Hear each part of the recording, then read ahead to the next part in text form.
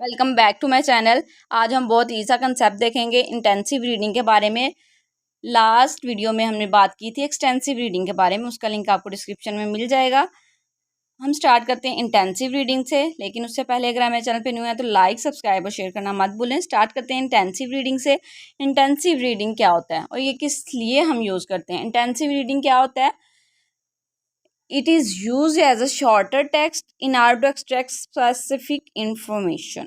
Intensive reading क्या होता है कि इसमें हम क्या करते हैं, एक स्पेसिफिक इन्फॉर्मेशन को गैदर करते हैं। एक्सटेंसिव रीडिंग में हम क्या करते थे, एज अ जनरल नॉलेज हम यूज़ करते थे, एज अ प्लेयर हम उस चीज़ों को रीड करते थे। लेकिन इंटेंसिव रीडिंग में ऐसा बिल्कुल नहीं है, ये टोटली ऑपोजिट है।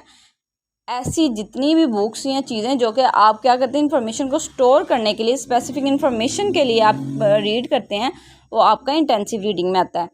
It includes very close accurate reading for detail. क्या आप क्या करते हैं, बहुत आपको एक्यूरेट इसमें रीडिंग करनी पड़ती है, बहुत डिटेल से रीडिंग करनी पड़ती है। तो वो जो जितनी भी रीडिंग होती है वो हमारी इंटेंसिव रीडिंग कहलाती है। Use intensive reading skills to grab the detail of a specific situation. Understood? आप क्या करते हैं इंटेंसिव रीडिंग में, आप क्या करते हैं, जो हमारी इंटेंसिव रीडिंग स्किल्स है उसके ज़रिए क्या करते हैं, हम एक स्पेसिफिक इंफॉर्मेशन को, डिटेल को क्या करते हैं, ग्रैब करने की कोशिश करते हैं। In this case, it is important that you understand each word, number और fact. एक्सटेंसिव रीडिंग में क्या था सीन कि आप मेरे को अगर कुछ चीज़ों की समझ नहीं आ रही, you have no worry to think about that these things if you understood और नॉट।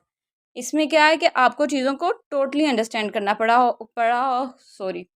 पड़ेगा कि इस चीज़ों में इंफॉर्मेशन आपको जो दी जा रही है वो आपको मस्त समझ में आनी चाहिए कि क्या किस चीज़ के बारे में बात कर रहे हैं।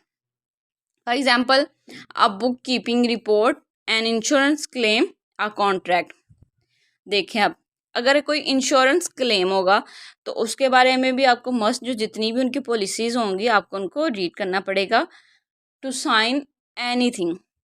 तो जो इन चीज़ों को आपको समझना पड़े, आप कॉन्ट्रैक्ट ले लें, इसके लिए भी आपको किसी साथ कोई कॉन्ट्रैक्ट करते हैं किसी भी चीज़ के मुतालिक, तो आप उसको पहले फुली अंडरस्टैंड करते हैं कि इन चीज़ों किस किस चीज़ के बारे में क्या क्या कॉन्ट्रैक्ट में लिखा हुआ है। जब when all things are understood for you, then आप क्या करते हैं, आप साइन करते हैं। तो इस तरह से जिन चीज़ों के बारे में आपको टोटली अंडरस्टैंडिंग होनी चाहिए वो सारी हमारी इंटेंसिव रीडिंग में आती हैं।